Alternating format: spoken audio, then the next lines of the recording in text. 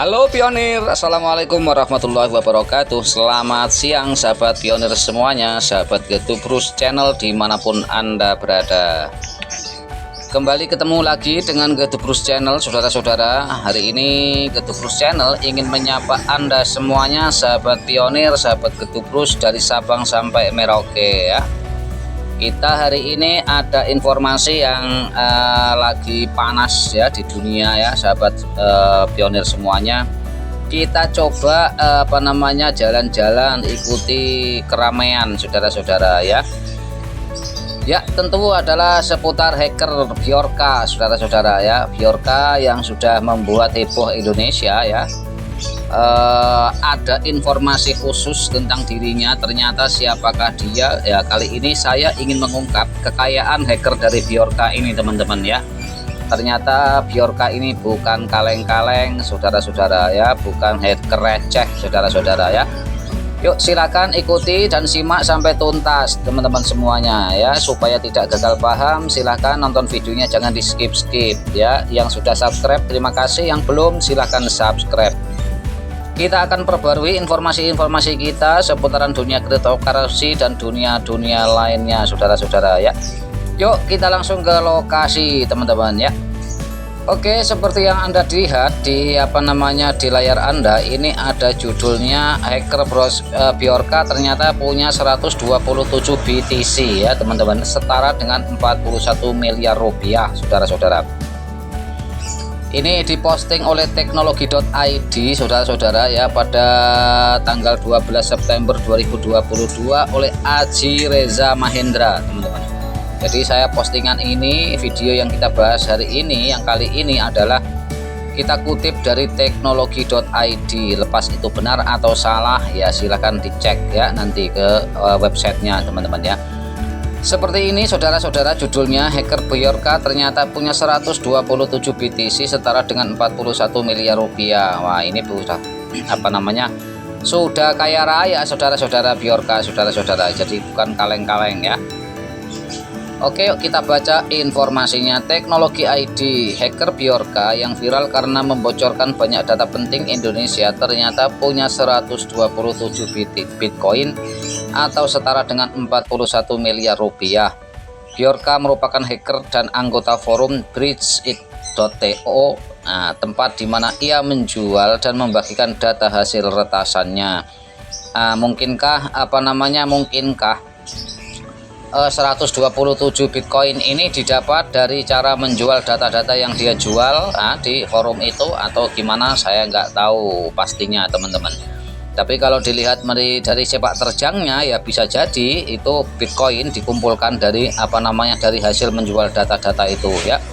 Dan ternyata mampu membuat dia kaya raya saudara-saudara ya, 127 Bitcoin atau setara dengan 41 miliar rupiah. Semenjak Kementerian Komunikasi dan Informatika Kominfo melakukan tindakan blokir pada penyedia sistem elektronik PSE yang belum mendaftarkan perusahaannya, Indonesia berkali-kali mendapat serangan cyber dan hingga kebocoran data. Nah, mungkin kalau dari para kalimat ini ya, mungkin hacker-hacker ini penasaran saudara-saudara ya. Mungkin hacker ini penasaran dan ingin mencoba sebagus apa sih ketahanan cyber di Indonesia, kok harus ada peraturan PSE, mungkin seperti itu ya. Tapi wallahu alam, saya juga nggak tahu teman-teman ya, kita hanya baca berita ini. Kasus kebocoran data pertama kali adalah data yang diduga pelanggan IndiHome Telkom yang dijual di forum Bridgeit.to oleh akun Bjorka. Semenjak itu kasus kebocoran data terus muncul hingga yang terakhir adalah transaksi surat dan dokumen Presiden Republik Indonesia. Nah, saudara-saudara ya, kita prihatin ya kalau sekelas ketahanan negara, surat-surat pribadi, rahasia negara, sistem cybernya, ketahanan cybernya bisa dibobol teman-teman ya. Seperti itu saudara-saudara. Kita nggak mendukung aksi hacker ya, yang perlu dicatat bahwa kita tidak mendukung aksi hacker atau aksi hacking apapun modelnya, karena itu yang pasti itu tindakan ilegal. Cuma dari sini kita belajar bahwa sistem pertahanan cyber kita memang perlu ditingkatkan, saudara-saudara ya. Masih banyak celah ya, masih banyak kekurangan. Buktinya apa? Buktinya hacker bisa masuk gitu loh. Nah, ini penting sekali. Ini bukan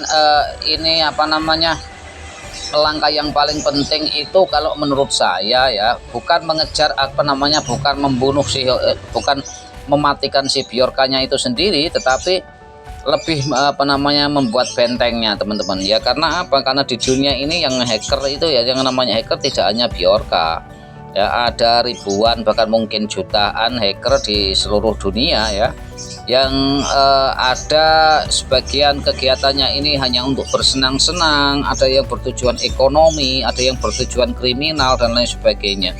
Nah, kalau hanya satu orang Bjorka ini, satu kelompok Bjorka ini saja yang dimusnahkan ya, di luaran sana masih banyak hacker yang lain. Nah, artinya apa? Penting sekali membentengi diri gitu, saudara-saudara ya. Jadi pemerintah harap siap ya, harap segera memperbaiki pertahanan itu, teman-teman.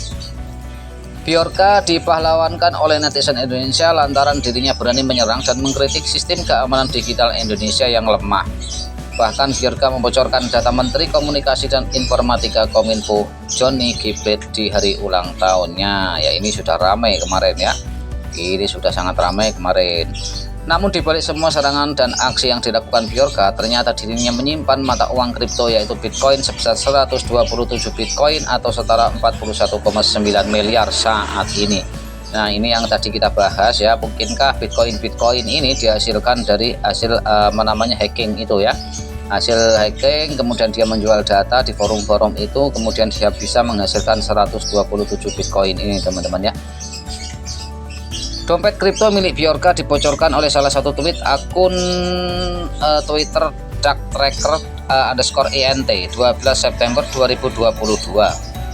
@darktracker_int merupakan akun Twitter platform untuk menginvestigasi orang-orang yang melakukan kejahatan dunia maya. Nah, jadi ini dipublikasikan oleh @darktracker_int ya.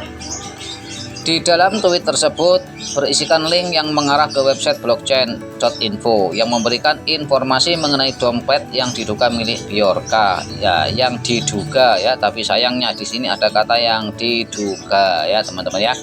Jadi belum fix. Kalau menurut saya ini berita tentang kekayaan Bjorka yang mencapai 127 BTC atau 41 miliar rupiah saat ini ternyata masih diduga, saudara-saudara ya.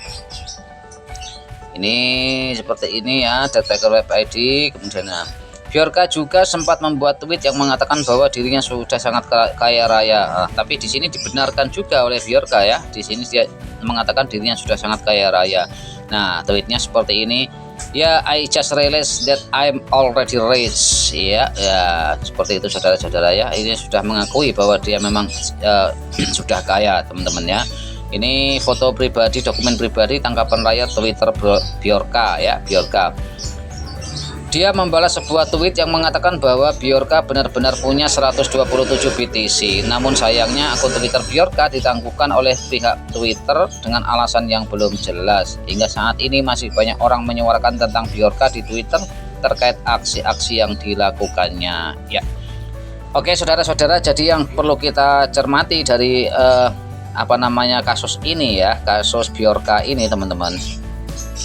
Ada ini kan kita bicara menyangkut kekayaan Bjorka yang diduga ya, awalnya diduga memiliki 127 BTC yang setara 41 miliar. Kemudian dari dugaan-dugaan itu ternyata Bjorka sendiri sudah mengatakan bahwa dia mengakui bahwa dia memang sudah sangat kaya gitu ya, sudah sangat kaya. Nah, itu yang kedua. Yang ketiganya begini, saudara-saudara, ini bukan, kalau saya melihatnya ini bukan soal dukung-mendukung aksi hacking ini ya, tetapi ini lebih daripada rasa kecewa masyarakat kepada pemerintah gitu loh, terutama sistem pertahanan cyber, teman-teman ya.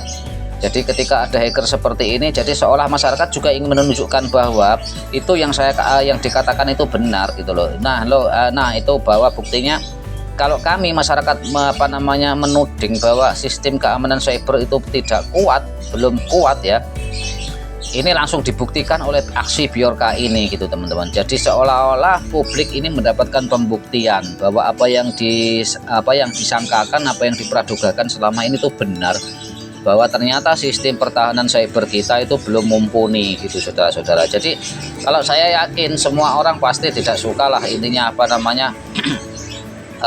suatu tindakan kriminal apapun gitu, apalagi ini menyangkut institusi negara teman-teman ya, institusi yang sangat penting saudara-saudara, yang bagaimanapun ya Anda mau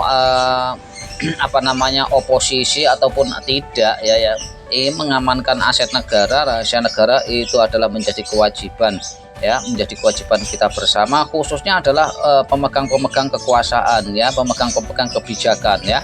Jadi kalaupun ada rakyat yang mampu, tapi kalau tidak dilibatkan ya rakyat yang mampu itu juga tidak bisa berbuat apa-apa, karena semuanya akan terbentur dengan peraturan dan kekuasaan teman-teman ya.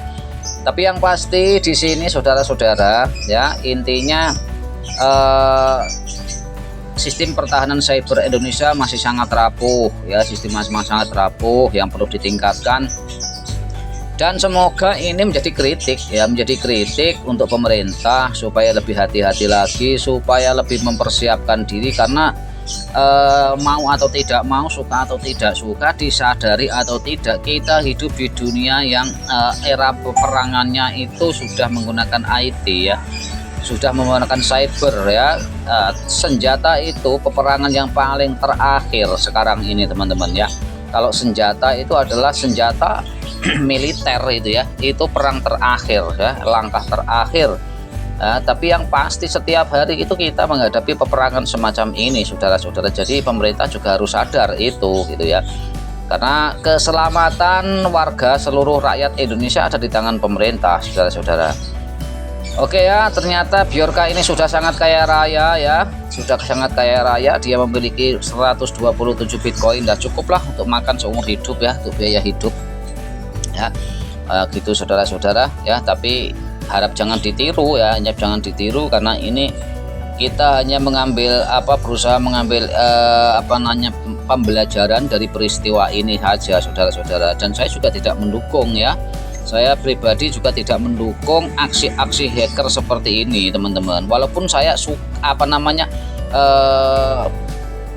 sukanya itu dia mampu menunjukkan kelemahan. Kalau saya memandangnya dari sisi positifnya itu teman-teman. Jadi ada orang-orang yang mampu menunjukkan sisi kelemahan dari sebuah pertahanan, itu nanti akan memberikan efek positif kepada kita supaya untuk meningkatkan daya tahan atau pertahanan kita gitu saudara-saudara. Kalau itu menurut kacamata saya memandangnya seperti itu teman-teman ya. Tapi yang pasti kalau aksi hackingnya ya kalau untuk tujuan yang kriminal ya saya tidak setuju saudara-saudara ya, saya tidak mendukung itu ya pasti. Tapi kalau untuk ini dijadikan sebagai alat introspeksi, alat koreksi ya, untuk meningkatkan taraf keamanan cyber kita ya, oke lah ini ya. Semoga bisa dijadikan pelajaran dari aksi-aksi yang dilakukan Bjorka ini teman-teman. Dan kita tahu sekarang bahwa Bjorka itu ternyata bukan hacker kaleng-kaleng, dia bukan hacker buzzer ya, dia bukan hacker recehan, karena dia ternyata memang sudah kaya raya saudara-saudara.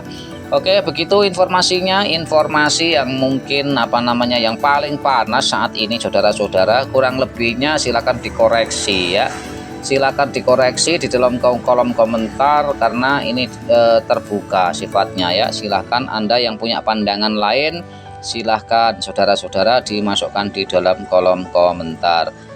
Kurang lebihnya mohon maaf, akhir kata assalamualaikum warahmatullahi wabarakatuh. Salam petir.